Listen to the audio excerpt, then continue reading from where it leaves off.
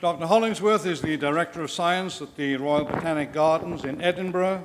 He is also an associate of Edinburgh University and also the Chinese Academy of Sciences. Peter's research focuses on plant biodiversity and conservation. He chairs the Scientific Steering Committee of the International Barcode of Life project. He recently wrote the IUCN guidelines on conservation translocation and also the Scottish Code for Conservation Translocation. Probably explains why there are so many Scots in Canada. Today he will address the whole issue of the creation of an international society for the Barcode of Life. Peter. Thank you. Yes, it's an absolute pleasure to have this temporary translocation here to Guelph to talk about the formation of the International Society for the Barcode of Life, and really start off by thanking the organisers of this meeting for such a wonderfully well-organised conference. And this conference has served to showcase some of these fantastic achievements in this first decade or so of DNA barcoding. Over 4,000 papers, over 70,000 citations, and this incredibly diverse pool of users of the BOLD informatics system, and this incredibly rapidly growing pool of DNA sequences representing the Earth's biodiversity. And what we've also seen over the course of this conference is the excitement, the transformative changes that will be possible for this next decade of barcoding with these rapid advances in sequencing technologies. Now, in addition to the individual excellence of scientists, individual tenacity of researchers, part of this success has been due to investment in coordination activities. The Consortium for the Barcode of Life and the International Barcode of Life project have both played a major role in assembling this community and assembling these sets of data. So those two different initiatives have somewhat different goals. CBOL started out with a focus on building networks of people, managing data standards, and IBOL was about building the library, building the informatics platform. But, of course, many activities in common. And the endeavors of CBOL and IBOL really have served to build this global community from Brazil through to South Africa, Argentina, Europe, China, Canada, around the world, teams of researchers gathering together to build this shared resource. Now, by the time we got to the last conference in Kunming, it was clear there was a need for a more distributed mechanism of coordination. And in turn, that led to the Kunming Declaration. I'm not going to give anybody a pre-lunch eye test for reading that, but the salient points that that declaration made was the recognition of this great expansion in activities, scientific and societal impacts of barcoding, the growth of the community, the need to take on some functions that CBOL and IBOL had been providing in the past and make sure that that was done well. It was clear that that would benefit then from an international coordinating organization. And what we did at the pre-conference workshop here in Guelph was to take those ideas further and clarify the scope of an international society for the Barcode of Life and think about how we may then bring that through to fruition. And what came out of those discussions was that the International Society for the Barcode of Life should be able to speak for the community in its very widest sense, provide authoritative advocacy, and critically be about delivering on issues where there is a clear need. And so the functions of the society, maintaining the presence of these wonderful biennial conferences, maintaining the barcode standards. Our standards are now starting to look somewhat dated from Sanger origins in a next-generation sequencing world. Continuing the provision of education and training activities, communication and outreach, providing support for researchers in getting funding for barcoding activities, and also addressing policy and regulatory issues, both from the point of view of a voice from the barcoding community to policymakers and regulators, and also a voice to researchers who are seeking to influence policymakers and regulators. In terms of the discussions on how this might operate, the idea is to keep this really simple. Membership open to all, but in its simplest sense, have a 2-year membership that could be combined with a registration of the biennial conferences. And again, in terms of a governance structure, keep that simple. The key elements of this are the members, a small executive, but the real legwork being done by a program committee looking after the conferences, and the working groups delivering those functions I've just outlined.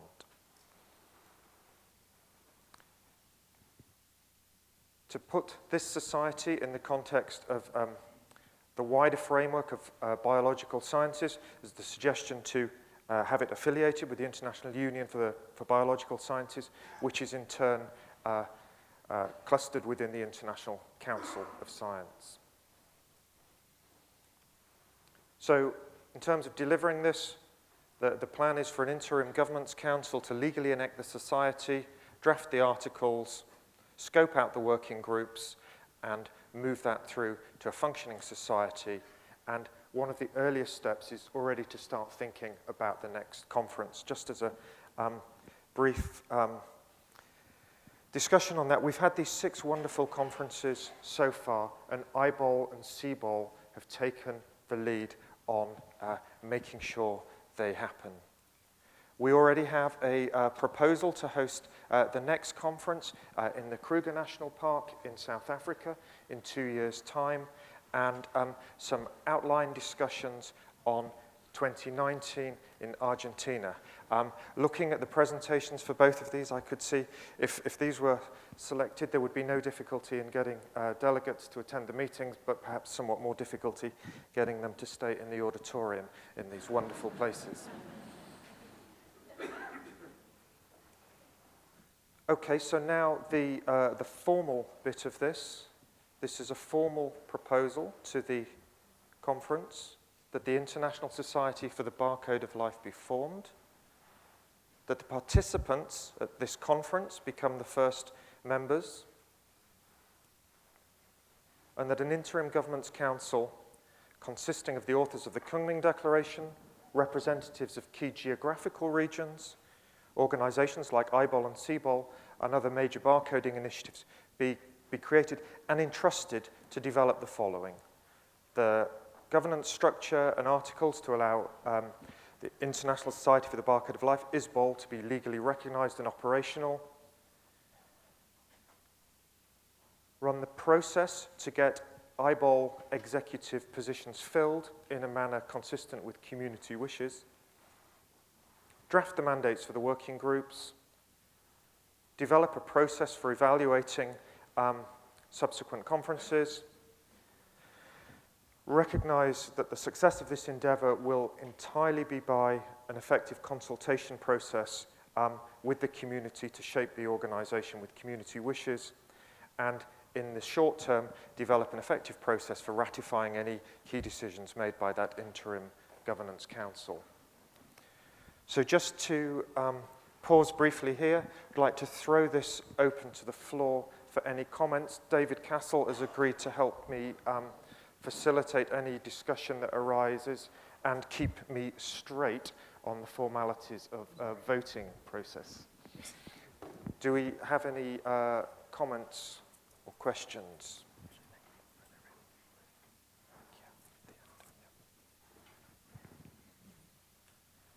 Lunchtime beckons. David?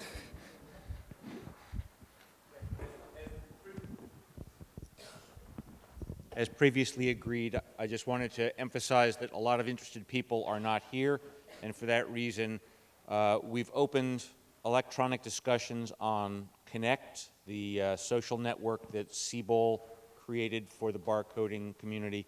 I think all the participants in the conference have received an email pointing out that these electronic discussions are now open. We'll broadcast that to now the 2,500 people who are registered on Connect.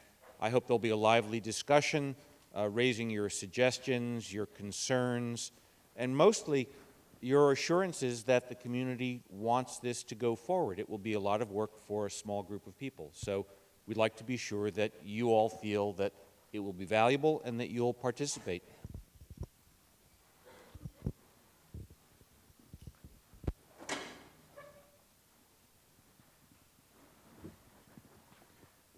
No further questions?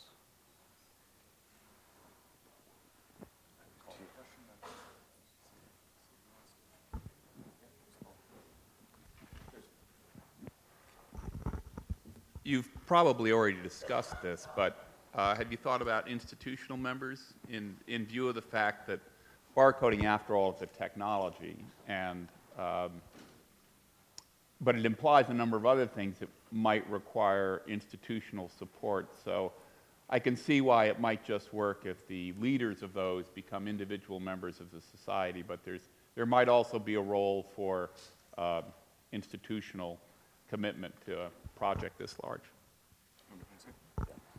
That's been anticipated here, that we would have organizational partners and sponsors, and we left that as generic as possible because it could be museums, it could be something like the Smithsonian, it could be a university, but equally it could actually be a technology company that's supplying equipment or reagents, but also equally I think that these partners here too, especially when you think about what we heard in the previous talk about the potential for automation and distributed networks of real-time biomonitoring. They could also be environmental organizations like NGOs, or in fact regulatory authorities within various countries as well. So we're leaving that quite open, because I think as the science and as the technologies mature, we probably have a very large scope there for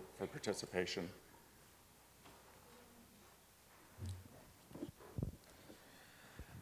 Thank you. I serve on the executive committee of the International Union of Biological Sciences, and I want to bring greetings from Nils Christian Stenseth, who's our president, to the group here, and to say that the International Union of Biological Sciences has had a very long-term interest in the issues of genomics, and in fact Diversitas, which has come to an end, was spawned from the International Union.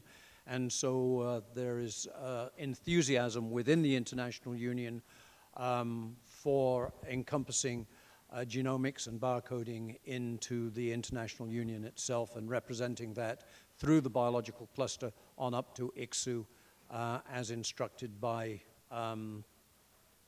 the barcoders.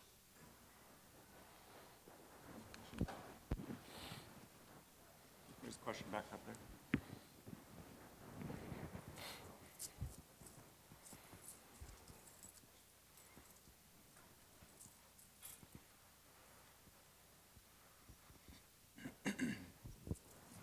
Okay, I'll play devil's advocate since no one can do this. So, given that we maybe didn't see a representation from one of the things we could debate as life, which is viruses, there are so many societies already that many of us are already engaged with. There's so many places, and as the sheer utility of what we're doing, we realize it crosses all of the biological sciences. So why don't we act more like viruses, infiltrate all of the other societies, and take, sort of benefits out of not creating our own structure and coming up with something novel to not take our effort away from what we're doing, but rather just let them keep doing, their thing, and just take our benefits from that like a virus. I mean, I think that's a very good point, and the answer, my take on that is both of these things. Barcoding will be at its most effective as a set of technologies that is fully integrated right the way through all the range of applications and research areas that it's relevant for. Nevertheless, there are still some functions about the building this large central database, this large central resource, and there is a definable community with some needs that require serving that won't be served elsewhere. So I think establishing the society, but also, of course, encouraging integration across science. Yeah, I suppose I would just add that, you know, individual viruses are all well and good, but we want to be an infectious dose.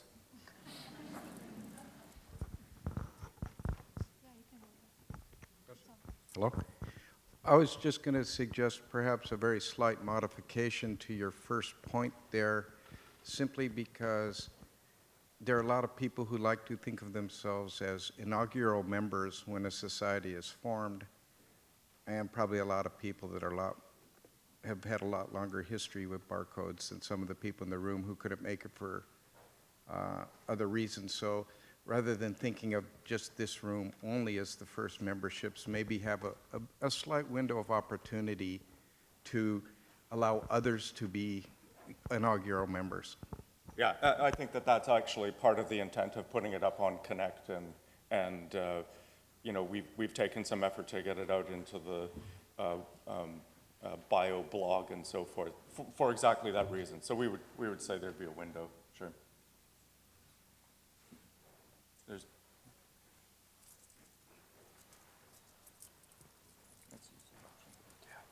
Thank you. I realize that it's, you know, the interim governance council should not be too big. That will just obstruct things, but it would be good, I think, if, you know, at least both genders are well represented, that the different geographical regions are well represented, and that, you know, these kinds of things are considered when that council is created. Yeah, absolutely agree.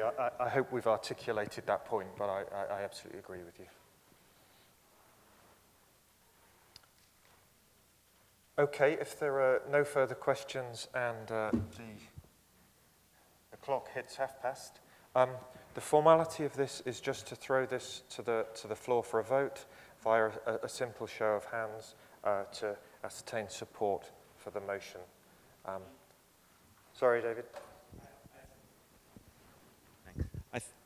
Just to be clear what people are voting on, I think the core is to empower the interim group to go forward. Is that correct? Yeah. Yeah. It's not the whole package, it's just that action item is empowering this group to work on this issue, not agreeing to all the issues. Well, and to make some preliminary progress against these. Yeah. Yeah. Dan?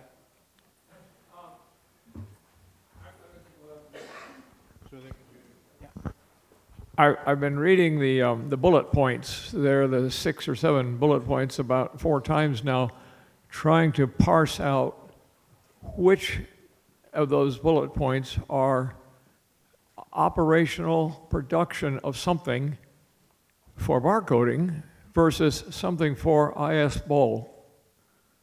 And it seems to me that the only one that's an actual action item is the one called Develop an Evaluation Process and Timelines for Subsequent International IBOL Conferences. In other words, be the brainchild of conference development. All the rest of the bullet points are about organizing the structure of ISBOL itself. Am I correct? Yeah, and just to be clear, that's because that's the Interim Governance Council, and what we would like the society to do is represent the community as a whole and not presuppose that Interim Governance Council will be enacting a lot of the actions of the society. And our plan is to track through that operational stuff as quickly as possible so the society can get down to business.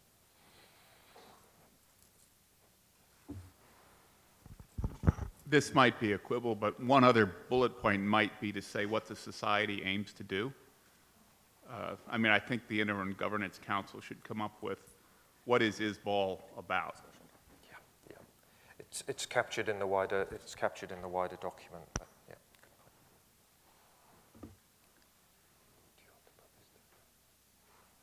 Well, I think we should call the question and then go to lunch. So All those in favor of this motion, raise your hands.